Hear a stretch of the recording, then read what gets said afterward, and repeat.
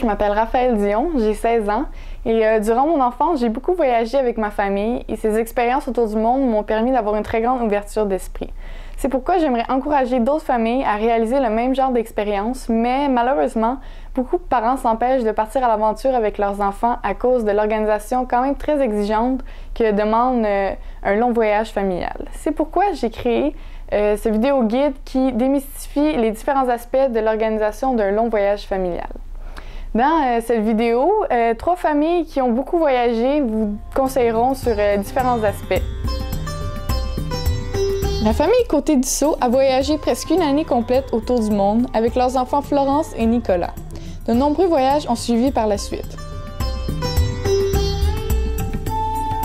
La famille Bastien-Robert, quant à elle, a parcouru les océans du monde à bord de leur voilier avec leurs filles Ophélie et Zoé. Ce périple a duré plus d'1 an et demi. Pour finir, la famille Roux-Leclerc a parcouru l'Asie pendant 1 an avec leurs jeunes enfants Marie et Mireille, puis ils sont partis 6 mois pour l'Afrique. Pour commencer, un des plus gros questionnements des familles préparant un voyage est en lien avec le matériel à emporter. Évidemment, vous devriez laisser tous vos objets de valeur à la maison, comme par exemple les bijoux. Et aussi, vous devriez vous assurer d'avoir toujours en main votre passeport et vos visas si le pays que vous visitez en demande un, ainsi que vos carnets de santé. Il est aussi important de faire des copies de ces documents pour prévoir les pertes ou les vols. Côté vêtements, renseignez-vous sur le climat du pays visité pour choisir ceux que vous emmènerez avec vous. Il est important aussi de vous renseigner sur les coutumes du pays car parfois, certaines façons de s'habiller peuvent être mal vues. Finalement, gardez en tête que tout ce que vous emporterez devra être traîné sur vos épaules. Limitez donc le matériel au strict minimum. Pour le matériel, c'est important de penser d'être léger. Pas trop de matériel parce qu'il va falloir le traîner, tout le bagage de la famille. Ce qui avait de particulier, nous autres, on aimait bien avoir nos choses, comme exemple, on a apporté des moustiquaires. On a apporté des moustiquaires pour éviter les bébites qu'on ne connaît pas ailleurs. Pour être bien dans un confort, comme un peu recréer le petit milieu familial. Là. Des vêtements légers. Oui. Puis les choses de base. Mais en général, pas beaucoup de choses parce que on peut acheter là-bas. Il y a plein de choses disponibles bien moins chères qu'ici. Oui, puis le matériel aussi qu'on amène est en fonction des déplacements qu'on fait. Donc, comme on se déplace souvent, léger. C'est plus le système de plure d'oignon. Alors, on achète des choses qu'on met une par-dessus l'autre. C'est pas gros chaque objet, mais à la somme, ben, tu peux contrer le froid, contrer les autres intempéries. Fait que tu peux passer d'un costume de bain à aller à je sais pas combien de pleurs pour aller dans les montagnes. Beaucoup de familles sont aussi inquiètes face aux maladies que pourraient contracter leurs enfants. En consultant un médecin ou une clinique de voyage et en prenant les précautions nécessaires, vous minimiserez les risques. Premièrement, il est primordial de s'informer des vaccins dont vous aurez besoin au moins quelques mois avant de partir pour s'assurer que toutes les doses seront prises à temps. Deuxièmement, si votre destination comporte des risques de paludisme, parlez-en à un médecin pour qu'il vous prescrive le médicament recommandé.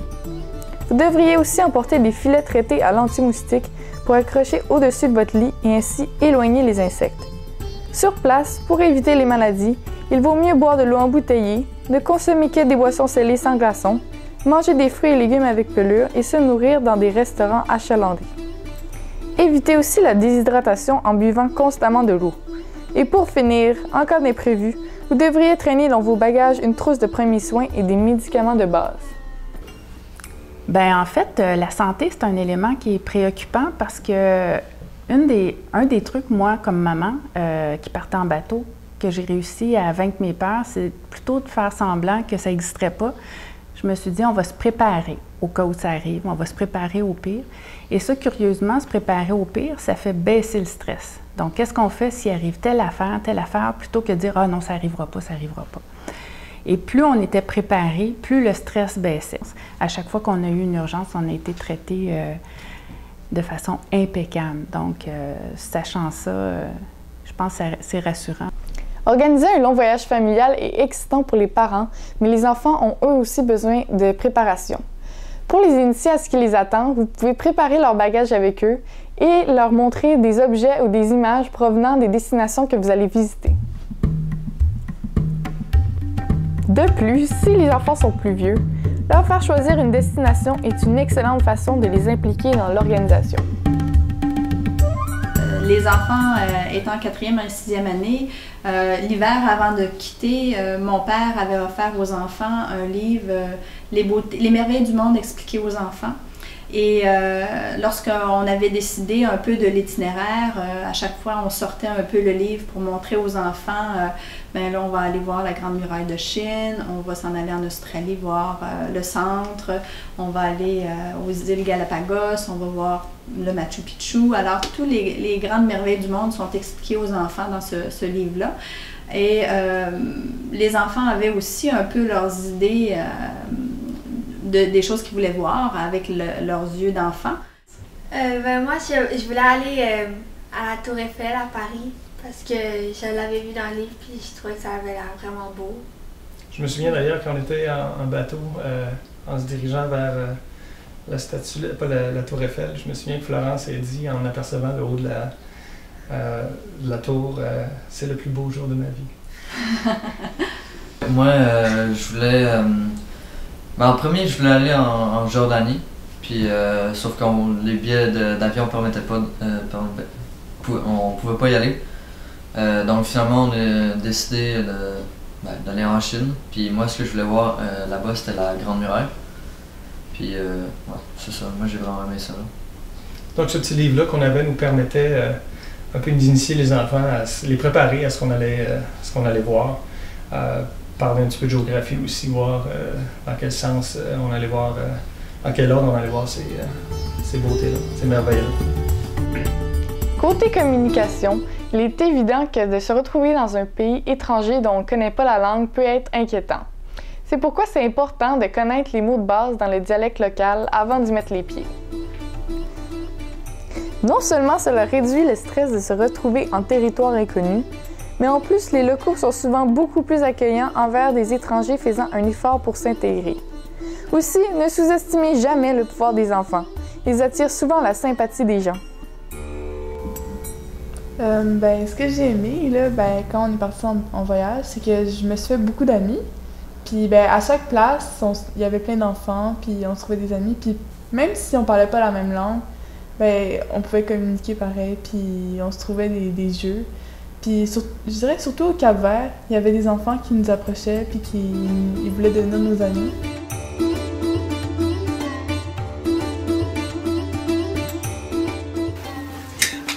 On dirait qu'en général, les relations avec les gens, ça se passe très bien, malgré des grandes différences entre les pays, les cultures. Disons que quand les pays sont plus pauvres, les relations sont plus à profit, je dirais. Alors, c'est intéressant pareil, mais les gens veulent plus de nous, nous demandent souvent de l'argent, ou on sait que quand ils nous approchent, ils ont des intentions profitables pour eux. Mais c'est bien vu en général pareil, parce qu'on y trouve pareil notre profit. Alors, dépendamment des cultures, exemple, dans les cultures chrétiennes, on est très proches. Les cultures plus musulmanes, on se sent un petit peu plus loin, malgré que les gens sont gentils.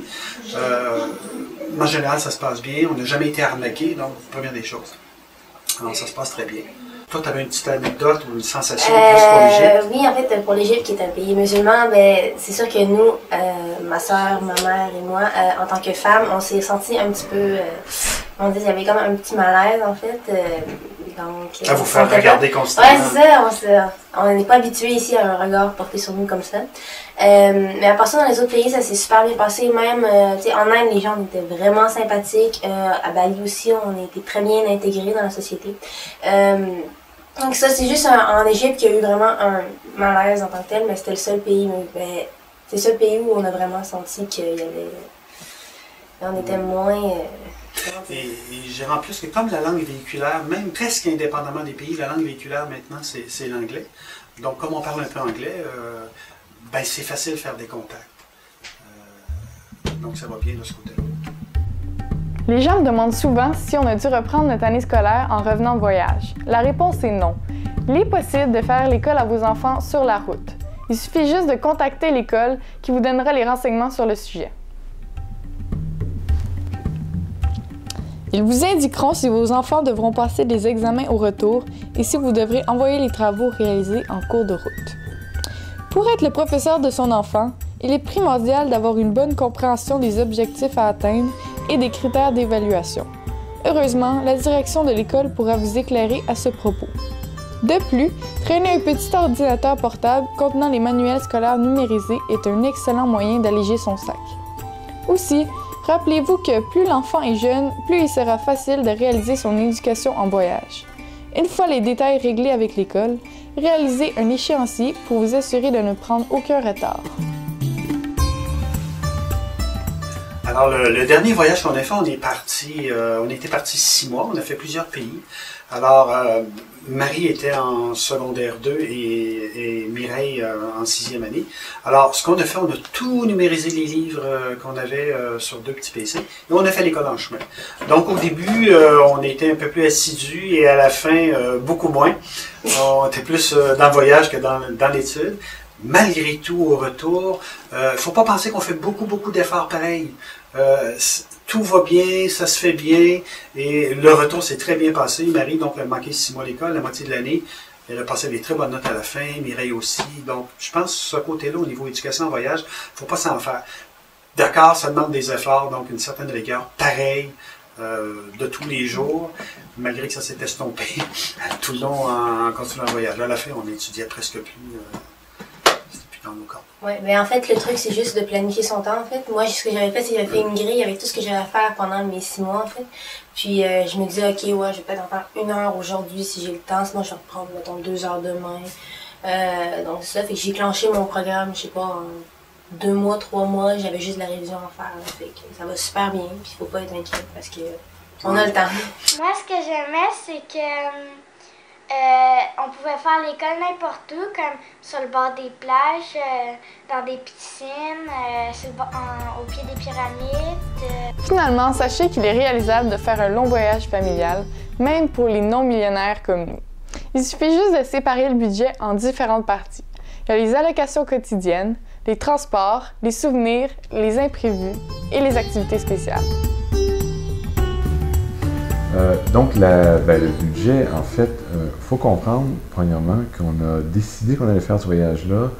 Martine était enceinte d'Ophélie, donc c'est 6 ans avant le départ. Donc, mon message, c'est, oui, si on est millionnaire, en fait, on peut décider de partir. Oh, chérie, on fait-tu le tour du monde, puis on part demain? Mais quand on n'est pas millionnaire, il faut le planifier à l'avance. Donc, c'est un projet qu'on a planifié très à l'avance. Et plusieurs années à l'avance, on s'est mis activement à l'économie parce qu'on n'avait pas de revenus potentiels ni réels pendant ce temps-là. Et on a tout économisé avant. Ensuite, on s'est fait un budget très serré avec chacun des postes, combien qu'on va dépenser, combien on a le droit, et ainsi de suite.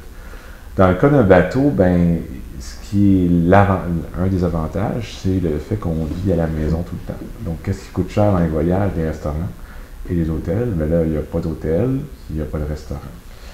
Au niveau du budget, plusieurs personnes nous disent ou nous font des remarques à l'effet que c'est possiblement très cher de voyager comme ça en famille et que ça prend un gros salaire ou il faut être millionnaire ou quoi que ce soit. C'est assez cher, c'est cher de voyager, mais quand on voyage comme ça à long terme, il y a plusieurs dépenses quotidiennes qu'on a ici qu'on n'a plus. C'est-à-dire, la maison, par exemple, la maison était louée, donc on n'avait pas à s'occuper de l'hypothèque. Les voitures, on s'en était débarrassé, c'était des locations qui étaient venues à terme. On a pu canceller toutes sortes d'affaires d'assurance, de câbles, de téléphone, des choses qu'on n'avait plus besoin. Et donc en voyage, qu'on mange ici ou qu'on mange en Asie ou qu'on mange en Europe, ça revient à peu près au même. C'est sûr qu'en Europe c'est peut-être un peu plus cher, en Asie c'est moins cher, ça revient à peu près à la même chose. Donc de se nourrir ici, de se nourrir à l'étranger, il n'y a pas une grosse différence. Au niveau des transports, ben, de prendre l'autobus de temps en temps ou de mettre de l'essence dans sa voiture, ça ne fait pas une grosse différence. Le logement, d'avoir des petits hôtels en Chine à 35 $ pour la famille avec les 3 repas, ou d'avoir l'hypothèque ici à payer, ça ne fait pas une grosse différence. Le gros des dépenses, je dirais, est au niveau des billets d'avion. Ça coûte cher, les billets d'avion, et ça, c'est sûr que si on reste à la maison, on n'a pas ces dépenses-là. mais il ne faut pas être millionnaire. On n'a pas besoin d'être millionnaire pour voyager comme ça. Pour conclure, ne vous empêchez pas de partir à l'aventure avec vos enfants à cause de l'organisation que ça demande. Après tout, le voyage débute lorsque vous commencez à y rêver. En réalisant un long voyage familial avec vos enfants, vous leur ferez vivre une expérience inoubliable.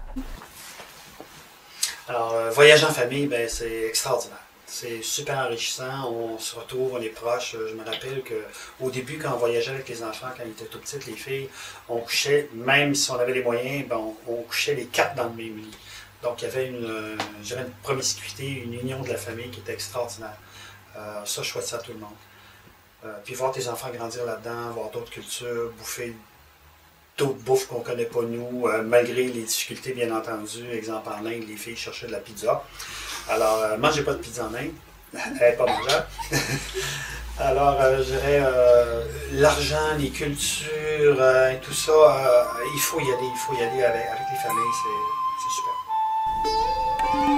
Mes plus beaux souvenirs de voyage, c'est pas une place que j'ai vue, c'est pas un pays que j'ai visité, c'est pas un musée que j'ai vu.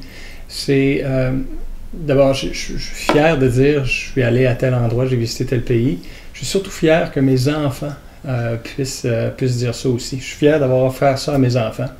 Je suis fier de savoir que ma fille a visité le Laos, alors qu'il y a peut-être la majorité de ses collègues de classe qui ne savent même pas où est le Laos. Alors, c'est un cadeau que je leur ai offert, que je suis content de leur avoir offert. Et plus particulièrement, en termes de souvenirs précis de voyage, c'est vraiment les gens que j'ai rencontrés, le monde qu'on a rencontré, qui ont été des personnes marquantes qu'on a revues. Et c'est ça que je vais retenir le plus de l'expérience. Et bien, quand on est en voyage, je pense pas qu'on réalise vraiment la chance qu'on a de voyager, parce que c'est pas tous les parents qui ont des sous et tout ça pour nous faire voyager, mais quand on revient, ben, on se rend compte que c'était vraiment le fun puis on aimerait ça recommencer. Alors n'hésitez pas et allez-y. Bon voyage!